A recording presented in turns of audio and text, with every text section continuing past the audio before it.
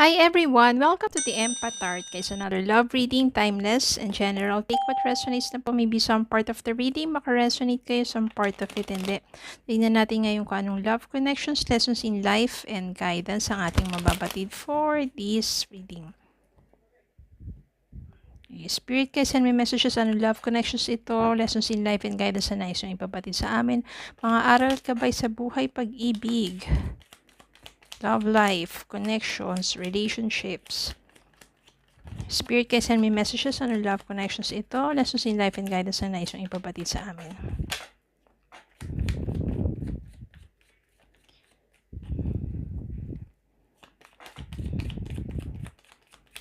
Spirit guide, send me more messages.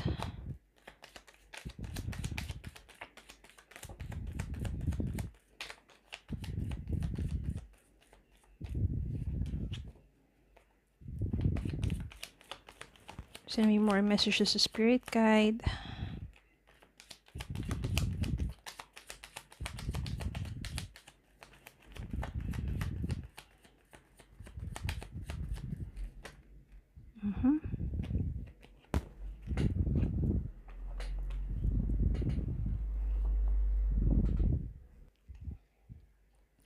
Ace of Pentacles, Devil, Knight of Wands, King of Cups, Seven of Swords, Three of Pentacles, Judgment, Queen of Cups, King of Wands, Moon, Lovers, Five of Pentacles.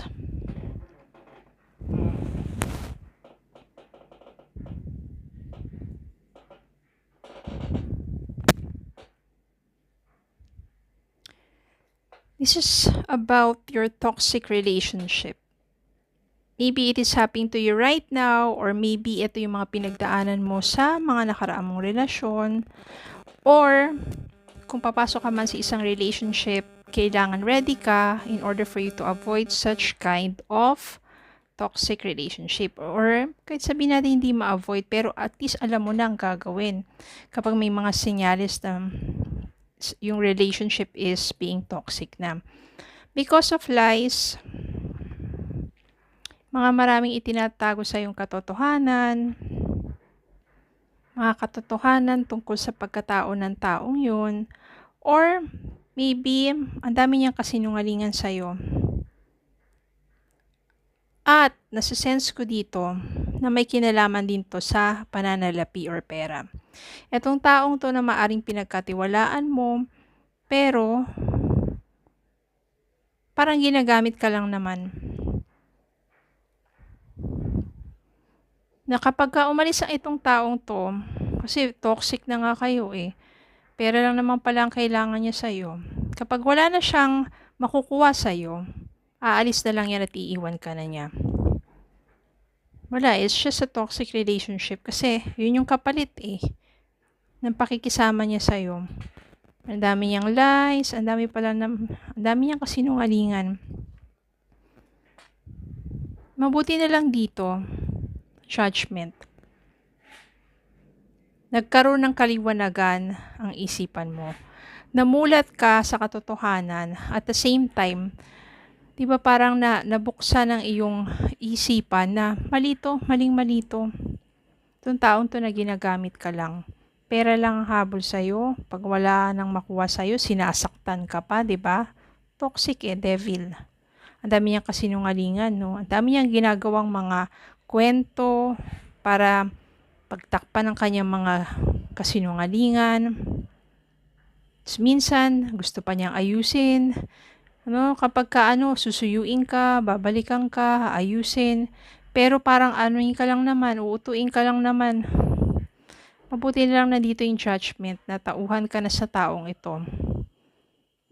Kasi kung talagang mahal ka ng taong yan, hindi ka niya lolokohin ng ganyan, hindi ka niya gagaguhin ng ganyan, hindi ka niya paglalaruan at gagamitin ng ganyang kasama. Mabuti na lang talaga. There is awakening. You have a better judgment na masakit syempre. Kala mo kasi minahal ka ng taong to eh. Dahil minahal mo siya ng totoo. Yan pala, ginagamit ka lang naman. Minsan kasi nagbubulag-bulagan tayo, no? Yung we are blindfolded. Na ginagamit ka lang naman pala ng taong yun. Hindi ka nakikinig sa kaibigan mo, sa pamilya mo. Kasi masyado ka na diba? Nagbubulag-bulagan, nagbibingi-bingihan sa katotohanan na ginagamit ka lang ng taong yun. So, paulit-ulit yung sasabing ginagamit. Hanggang mabuti na lang natauhan ka na at ikaw na mismong umalis. Kahit minsan, pakiramdam mo parang walang-wala nang natira sa'yo. Dami kasi niya nakuha no? Pati yung pagmamahal mo, pati yung tiwala mo, wala na.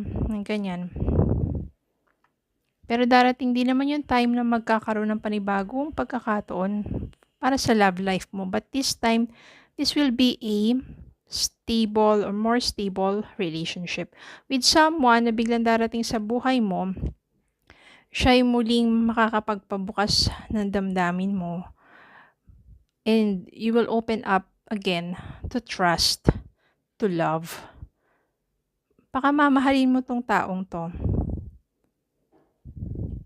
Dahil sobrang pakamamahalin ka rin niya. Siya yung someone who is loving. Siya yung someone who is very passionate. No, dalawa yung king dito, cups at saka yung wands. Pero I can sense here maybe this is the same person na may ganong klaseng katangian. Very passionate, malambing, mapagmahal, mature.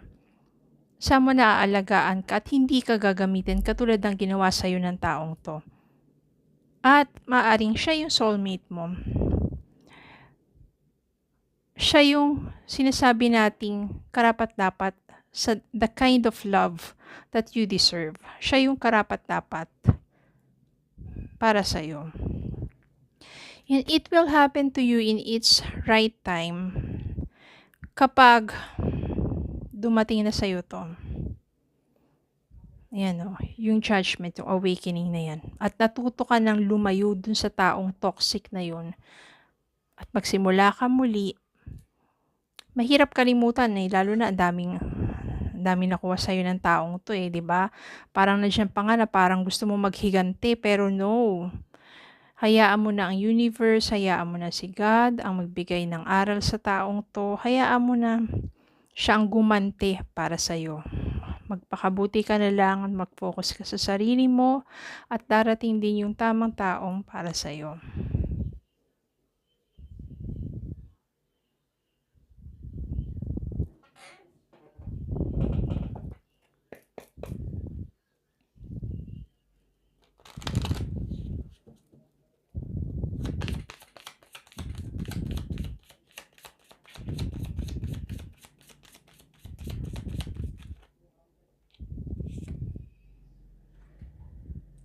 Look for a sign. Maraming sign lalo na kapag red flag. And marami din naman sign if you know that this is the right person na para sa'yo. At marami rin sign para talaga matauhan ka na para layuan na tong toxic na taong to. Ask your angels. Mag-pray lang tayo and ask our angels for guidance and protection. Para hindi ka totally, diba, walang-wala. Opportunity, ito yung opportunity na darating sa'yo. Opportunity to trust again, opportunity to love again, opportunity for a new beginning, opportunity for the right one. And that will be the lovers. Kayo yun, ng right one. Okay, so yun lang po. Maraming salamat po for watching. Please don't forget to like, share, comment, and subscribe. Follow me Facebook and TikTok. Have a good day po and God bless.